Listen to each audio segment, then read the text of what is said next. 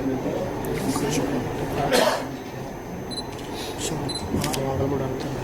నమస్కారం. ప్రత్యేకంగా ఈరోజు తిరుపతి జిల్లా పోలీస్ కార్యాలయం ఓపెనింగ్కి ఇక్కడికి విచ్చేసి నిజంగా చెప్పాలంటే పోలీస్ డిపార్ట్మెంట్లో ఒక నూతన ఉత్సాహాన్ని కల్పించిన గౌరవ ముఖ్యమంత్రి గారు, అదే విజయనగర నాయకుడు నారా చంద్రబాబు నాయుడు గారికి ప్రత్యేకంగా పోలీస్ డిపార్ట్మెంట్ తరఫున నేను ధన్యవాదాలు తెలియజేస్తున్నానండి. ఈరోజు ఈ కార్యక్రమానికి విచ్చేసిన మా డీసీపీ గారికి, అదేవిధంగా ఇన్ఛార్జ్ మినిస్టర్ గణేష్ ప్రసాద్ గారికి, ముఖ్యంగా ఎస్పీ గారికి, కలెక్టర్ గారికి, ఇక్కడికి వచ్చిన ప్రజాప్రతినిధులందరికీ కూడా పేరు పేరున నేను ధన్యవాదాలు, నమస్కారాలు తెలియజేసుకున్నాను. ఈ కార్యాలయం ఓపెనింగ్ కి ఇంచుమించుగా ఈ కార్యాలయం పూర్తవ్వాలి అని ఒక తపనతో పోలీస్ డిపార్ట్మెంట్ లో ఎస్పీ గారు, డీసీపీ గారు ప్రత్యేకంగా దృష్టి పడడమే కాకుండా ఈ కార్యాలయాన్ని ప్రత్యేకంగా సీఎం గారితో ఓపెన్ చేయించాలని మా డిపార్ట్మెంట్ అంతా కూడా పట్టుబడడానికి కూడా ప్రధానమైన కారణం ఉంది. ఎందుకంటే విజయవాడలో మన అమరావతిలో ఉన్న డీసీపీ కార్యాలయం తర్వాత ఇంత పెద్ద ఎస్టాబ్లిష్మెంట్ రాష్ట్రంలోని నెక్స్ట్ ఇక్కడే ఉంది సార్, ఇక్కడే వచ్చింది. తమరు ఈ చేతుల మీదుగా చేసుకుంటే మిగతా జిల్లాల వాళ్ళకి కూడా ఒక స్ఫూర్తిగా ముందుకు వెళ్ళొచ్చు అని ఒకే ఒక ఉద్దేశంతో తమని కొంచెం ఇబ్బంది పడడం జరిగింది సార్, దయచేసి క్షమించండి. కానీ ఈ రోజు మీరు ఇక్కడికి రావడం వల్ల ఇక్కడ పోలీస్ డిపార్ట్మెంట్ లోని కూడా ఒక నూతన ఉత్సాహం, అదేవిధంగా ఇంకా ఇంకొంచెం ఎఫెక్టివ్ గా పనిచేసే పరిస్థితి కూడా కనిపిస్తా ఉంది. ఇక్కడ ఉన్న డిపార్ట్మెంట్ కి సంబంధించి ఈ రోజు తిరుపతి జిల్లాలో ఇది అత్యవసరమైన బిల్డింగ్ సార్. ఎందుకంటే ప్రత్యేకంగా తిరుపతి విపరీతంగా పిలిగ్రిమ్స్ అందరూ వచ్చే ఏరియా. ఇటువంటి సందర్భంలో పోలీస్ కూడా ఎస్టాబ్లిష్మెంట్ కరెక్ట్ గా ఉంది.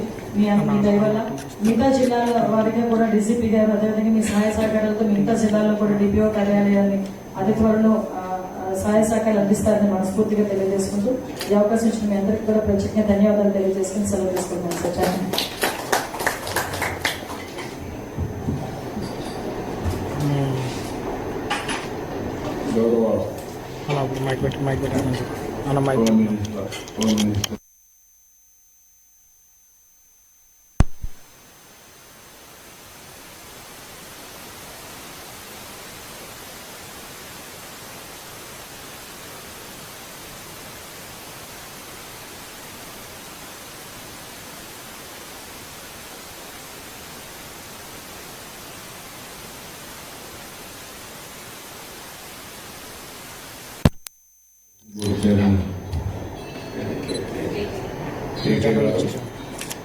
గౌరవ పార్లమెంట్ సభ్యులు, ప్రజాప్రతినిధులు అందరికీ నమస్కారాలు. పోలీస్ అధికారులందరికీ నమస్కారాలు. ఈరోజు మనం ఒక ఎస్పీ ఆఫీస్ని తిరుపతి జిల్లాకి మనం ఈరోజు ఓపెన్ చేసుకుంటున్నాం. చాలా సంతోషం. ఆల్ ది జిల్లా ఏర్పడి 12 సంవత్సరాలు పూర్తవుతున్న 12 ఇప్పటి వరకు పూర్తి చేసుకోవాలి. ఈరోజు జిల్లా పోలీస్ ఆఫీస్ని మనకి ఓపెన్ చేసుకోవడం చాలా ప్రిన్సిపల్ చూసాము. లాస్ట్ టైం నేనే ఏసీబీ ఆఫీస్ కానీ ఫారెన్సిక్ కానీ ఓపెన్ చేశాం. ఇక్కడ నుంచి సైట్ సూపరంగా ఉంది. మెయిన్ రోడ్డు పక్కనే దగ్గరలోనే రావడం, ఇక్కడ పోలీస్ గ్రౌండ్స్ చాలా బాగున్నాయి. దీని ప్రశాంతత వాతావరణంలో బాగా చేసుకునే అవకాశం ఉంది. ఇలాంటి మంచి ప్లేస్లో అయితే కొంచెం ఆలస్యమైంది అనేక కారణాల వల్ల. దీన్ని ఒక మాటలో చెప్పాలని చాలా తొందరలో మనం వస్తానే అదనంగా డబ్బులు ఇచ్చి ప్రత్యేకంగా శ్రద్ధ పెట్టి దీన్ని పూర్తి చేశాం. ఈ పూర్తి చేయడానికి సహకరించిన పోలీసులకి, మీ ఎస్పీ గారికి, డీజీపీ గారికి, అదే హోమ్ మినిస్టర్ గారికి మనస్ఫూర్తిగా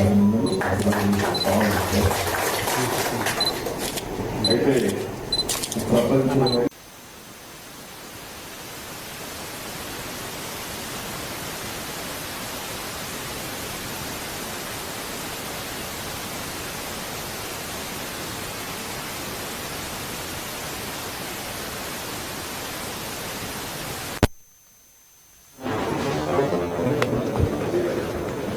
ప్రభుత్వ యొక్క విధానాలు కానీ ప్రభుత్వ యొక్క మంచి పేరు కానీ భక్తులు మాట్లాడే పరిస్థితికి వస్తుంది.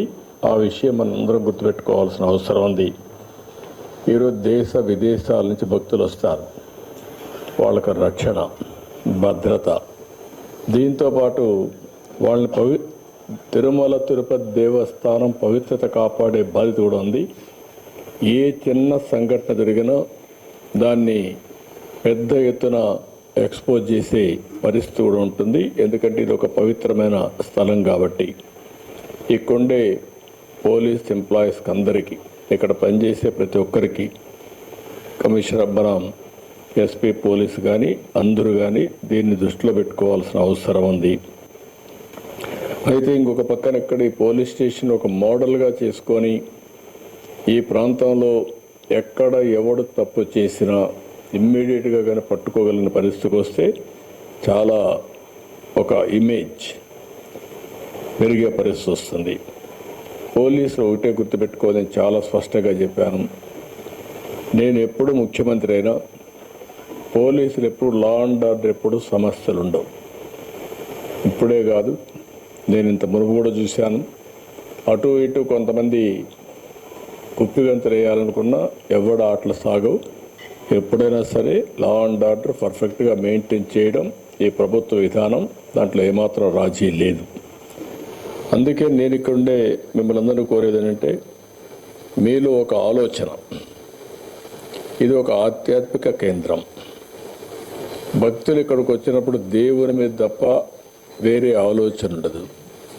దేవుని మీద భక్తి భావం పెరగాలంటే, పవిత్రమైన భావం ఇంకా పెంపొందించాలంటే ఇక్కడికి వచ్చినప్పుడు ఒక సెక్యూరిటీ, ఒక సేఫ్టీ. మేము ఏమి ఆలోచించకుండా ఫ్రీగా తిరగగలుగుతాం. ఇక్కడ ఎలాంటి అవకతవకలు జరగవు. ఇక్కడ ఏది కూడా ఒక పద్ధతి ప్రకారం జరుగుతుంది అనే పరిస్థితి ఉండాల్సిన అవసరం ఉంది. అది ఉండాలంటే మీలో కూడా ఎప్పటికప్పుడు ఆ మార్పు, లేకపోతే నవేడేస్ మనకందరికి కూడా ఒక మాటలో చెప్పాలంటే కొన్ని మంచి పనులు కూడా చేశారు. దానికి ఒకసారి మిమ్మల్ని అభినందించాలి. యువత భవిష్యత్తును నాశనం చేస్తున్న మారక ద్రవ్యాల్ని, మహిళలపై జరుగుతున్న నేరాలు, రోడ్డు ప్రమాదాల నివారణకై ప్రత్యేకమైన దృష్టి పెట్టారు. 762 కిలోల గంజాయిని స్వాధీనం చేసుకుని స్మగ్లర్స్ యొక్క సప్లై చైన్ అరికట్టారు.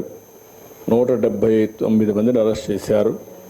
స్మగ్లర్స్పై ఎన్డీపీఎస్ చట్టంతో పాటు పీడీ యాక్ట్ కూడా పెట్టి జైలు పంపించారు. This is the biggest break through. మనస్ఫూర్తిగా అభినందనలు. గంజాయి విక్రేతల్ని రవాణా చేసేవారిపైన కూడా 296 మంది పైన ఏదైతే సస్పెక్ట్ షీట్ తెరిచి వారిపై నిఘా కూడా పెట్టారు. ఎర్ర చందనం స్మగ్లర్స్ అరికట్టడానికి బాగా గట్టిగా పనిచేస్తున్నారు.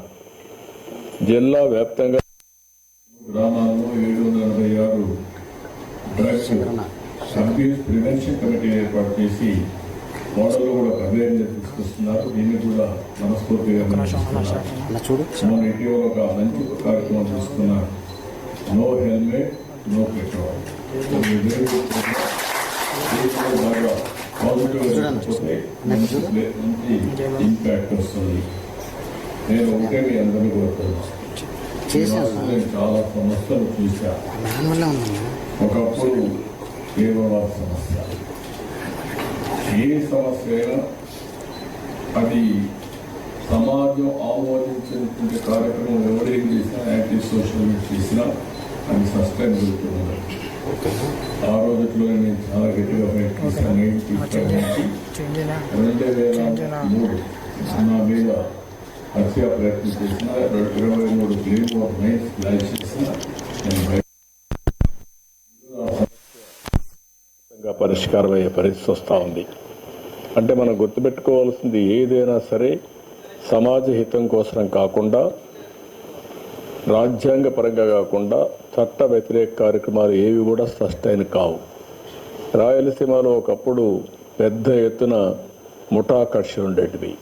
ఒకరినొకరు చంపుకునేవాళ్ళు, ఆధిపత్యం కోసం పోరాడారు. అలాంటివి కూడా ఆ రోజు చాలా స్పష్టంగా ఫైట్ చేశాం. ముఠా కక్షలను అణిచివేయడమే కాకుండా ముఠా కక్షల్ని పూర్తిగా కంట్రోల్ చేసి నార్మల్కి తీసుకొచ్చాం. ఆ విషయం కూడా మనందరం గుర్తుపెట్టుకోవాల్సిన అవసరం. ఆ సందర్భంలో మా పార్టీ వాళ్ళు, తెలుగుదేశం పార్టీ లీడర్స్ అయినా వాళ్ళు కూడా అరెస్ట్ చేశాను. ఎందుకంటే కఠినంగా వ్యవహరిస్తే తప్ప ఇది సాధ్యం కాదని. అదే సమయంలో 3వ సమస్యను మీరు ఒకసారి చూస్తే కమ్యూనల్ వైలెన్స్. కమ్యూనల్ వైలెన్స్ వచ్చి హైదరాబాద్లో 6 నెలలు కర్ఫ్యూలు పెట్టి రాష్ట్రం మొత్తం అనేక ప్రాంతాల్లో మత విద్వేషాలు రెచ్చగొడతా ఉంటే దాన్ని కూడా కంట్రోల్ చేశాం. అయితే ఈరోజు ఇంకొక పక్కన మీరు చూస్తే రౌడీయిజం నేను ఒక మాటే చెప్పాను. ఎవరైనా సరే రౌడీగా ఉండాలనుకుంటే మాత్రం ఈ రాష్ట్రంలో మీకు ప్లేస్ లేదు. అవసరమైతే రాష్ట్ర బహిష్కరణ చేశాం, కొంతమందిని గట్టిగా కఠినంగా యాక్ట్ చేశాం. దాంతో రౌడీలు అనేవాళ్ళు కూడా ఎక్కడా లేకుండా పోయే పరిస్థితులు. ఒకప్పుడైతే గల్లీకి ఒక రౌడీ, వీధికి ఒక రౌడీ కూడా తయారై పెద్ద ఎత్తున సెటిల్మెంట్ వీళ్ళే, భూ కబ్జాలు వీళ్ళే, ఊర్లో పెత్తనం వీళ్ళే, వీళ్ళు ఇష్ట ప్రకారం చేస్తే అవన్నీ కంట్రోల్ చేశాం. కానీ 1924 లా అండ్ ఆర్డర్ విచ్చలవిడిగా భ్రష్టు పట్టించారు. ఇంకొక పక్కన అనేక సమస్యలు వచ్చాయి. తిరుమల తిరుపతి దేవస్థానం అపవిత్రం చేసే పరిస్థితికి వచ్చారు. భక్తుల మనోభావాలు దెబ్బతినే పరిస్థితికి వచ్చాయి. ఇంకొక పక్క ఒకప్పుడు తిరుపతిలో నేను చూశాను. నేను ఒకప్పుడే తిరుపతిలో కూడా లా అండ్ ఆర్డర్ లేకపోతే పోరాడాం. చిత్తూరు జిల్లాలో లా అండ్ ఆర్డర్ లేకపోతే గట్టిగా ఫైట్ చేసి మళ్ళా లా అండ్ ఆర్డర్ రెస్టోర్ చేసే పరిస్థితికి వచ్చాం. ఎప్పుడు కూడా నేను అధికారంలో ఉన్నా, అపోజిషన్లో ఉన్నా లా అండ్ ఆర్డర్ చేతికి తీసుకోవడం కానీ యాంటీ సోషల్ ఎలిమెంట్స్ని ప్రోత్సహించడం ఎప్పుడూ జరగలేదు. నేను ఎప్పుడో ఒక మాట చెప్పేవాడిని, ఎవడైనా సరే హత్యలు చేసేవాళ్ళు తప్పకుండా వీళ్ళు కూడా పోస్ట్ మార్టం తప్ప వేరే ఉండదు. ఆ విషయం వీళ్ళు గుర్తుపెట్టుకోవాలని. ఎందుకంటే నేను లా అండ్ ఆర్డర్ మీద ఒక ప్రశాంతంగా ఉండాలి, శాంతి భద్రతలు పరిరక్షించాలి. అప్పుడే సమాజంలో ఒక శాంతి ఉంటుంది, ఒక భద్రత ఉంటుంది. భద్రత ఉంటేనే పెట్టుబడులు వస్తాయి. భద్రత ఉంటే అందరూ కూడా హ్యాపీగా ఇంట్లో పడుకుంటారు. లేకపోతే ఈ సమస్యలు వస్తాయని ఎప్పుడూ కంట్రోల్ చేస్తూ వచ్చాం. దానివల్ల చాలా వరకు కంట్రోల్ అయింది. ఈ 5 సంవత్సరాలు చేసినటువంటి ఇష్టానుసారంగా కార్యక్రమాలు ఇంకా అందరిలో డిస్టర్బెన్స్ ఉంది.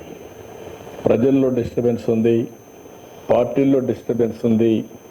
ఇంకా చేసిన వాళ్ళు కూడా ఇంకా చెల్లుబాటు అవుతా ఇదే రౌడీజం చేస్తామని కూడా ఆలోచిస్తున్నారు. అది కూడా మనం ఒకసారి గుర్తుపెట్టుకోవాల్సిన అవసరం ఉంది. నేను ఒకటే ప్రతి ఒక్కరికి విజ్ఞప్తి చేస్తున్నా, ప్రజాస్వామ్యం లిమిటేషన్లో పనిచేస్తే ఎవరైనా వాళ్ళ విధానాలు చెప్పాలంటే చెప్పుకోవచ్చు, కానీ విధానాల పేరుతో రౌడీజం చేస్తాం, ఇష్టానుసారంగా లా అండ్ ఆర్డర్ మా చేతి తీసుకుంటాం, మీరు ఏం చేస్తారంటే మాత్రం ఎట్టి పరిస్థితులు ఉపేక్షించాం. అది ప్రజాస్వామ్య విలువలు కాదు. ఆ విషయం గుర్తుపెట్టుకోవాల్సిన అవసరం ఉంది. లా అండ్ ఆర్డర్లో మనం ఒకసారి చూస్తే రోడ్స్ అని బ్లాక్ చేయడం, ఎక్కడికక్కడ స్తంభింపజేయడం, లేకుంటే ఈ మధ్య మనం చూస్తున్న రఫా ఏంటో నాకు అర్థం కాలేదు. రఫాలు ఆడిస్తానని ఇంకొక పక్క నేను చూస్తున్నాను కొన్ని దిక్కల్లో ఒక పోస్టర్ పెట్టి ఆ పోస్టర్లో జన్మదినం జరుపుకోవచ్చు, మనసుల్లో ఉండి రావాలి, జరుపుకుంటే నాకేం అబ్జెక్షన్ లేదు. అదే సమయంలో ఆ ఫ్లెక్సీ దగ్గర నిషేధమైనటువంటి జంతు బలి చేసి ఆ జంతువును పైకి తీసి బ్లడ్ చల్లడం అంటే సమాజాన్ని భయభ్రాంతులు చేయాలనుకుంటున్నారు. ఆ రోజు కూడా మీరు పోలీసు వ్యవస్థ గుర్తుపెట్టుకోవాల్సింది, నేను ఏదైతే వివేకానంద రెడ్డి గారిని చంపినప్పుడు బయట ప్రపంచాన్ని నమ్మించారు హార్ట్ అటాక్ అని, అందరం నమ్మాం. నమ్మితే 2 రోజులకు నెక్స్ట్ ఈవినింగ్ నెక్స్ట్ మార్నింగ్కి రివర్స్ చేశారు. అంటే ఒక నేరస్తులు నేరాలు చేసి ఆ నేరాలు వేరే వాళ్ళపై నేయడమే కాకుండా ఓసారి దానికి ఎల్బీ కూడా క్రియేట్ చేసుకుంటారు. వీళ్ళు నేరాలు చేస్తారు, అప్పుడు ఎక్కడో ఒక విఐపి దగ్గర ఉంటాడు. అంటే నేరం జరిగినప్పుడు వీటి మీద కేసు పెట్టనీయకుండా చేసే తప్పుడు పనులు ఇవన్నీ. అవన్నీ వాళ్ళు ఎన్ని చేసినా మీరు ఒక్కటే గుర్తుపెట్టుకోవాలి, దొంగతనం చేసేవాడు కానీ, నేరాలు చేసేవాడు కానీ, ఘోరాలు చేసేవాడు కానీ ఎవిడెన్స్ లేకుండా తప్పించుకోలేడు. వాడు మనకంటే ఇంటెలిజెంట్ అయితే వాడు చేసి తప్పించుకుంటాడు. వాడికంటే మనం ఇంటెలిజెంట్ అయితే అక్కడ పట్టుకొని ఇనిషియల్ స్టేజ్లోనే అరికట్టే పరిస్థితి వస్తుంది. ఇది నేను ఇప్పుడు చెప్పడం కాదు, పోలీసులకి డీజీపీ గారు కూడా చాలాసార్లు మాట్లాడుతున్నాం. ఆ విషయం మనం ఇటీవల కాలంలో 3-4 ఇన్సిడెంట్లు జరిగాయి. బంగారుపల్లిలో ఒక ఇన్సిడెంట్ జరిగింది, గుంటూరులో వాళ్ళ వెహికల్ కింద ఒక అతన్ని వేసి తొక్కించేసి వారుగా వారేసిపోతే తర్వాత అంబులెన్స్లో వీళ్ళు తీసిపోయి ప్రాణం కాపాడలేకపోతే మళ్ళీ వాళ్ళ బంధువులు పిలిపించి పోలీసులే అంబులెన్స్లో పెట్టి అంబులెన్స్ చంపేశారని చెప్పి నేరం మన మీద వేసే పరిస్థితికి వచ్చారు. ఇలాంటి ఆటలు సాగనీయం, ఫర్మ్గా ఉంటాం. నేను ఒకటే చెప్తున్నా, ఎవరైనా సరే వాళ్ళ పని వాళ్ళు చేయనండి, నాకే అబ్జెక్షన్ లేదు. వాళ్ళ పని కాకుండా ఇష్టానుసారంగా చేసి ఈ ప్రభుత్వం అసమర్థత చేతగాదు అని బ్లేమ్ చేస్తే మాత్రం ఎవరిని వదిలిపెట్టే పరిస్థితి లేదు. పోలీసులు డ్యూటీ పోలీసులు చేస్తారు. ఎవరైనా సరే ఒక పద్ధతి ప్రకారం ఉండాల్సిన అవసరం ఉందని చెప్పి కూడా మరొకసారి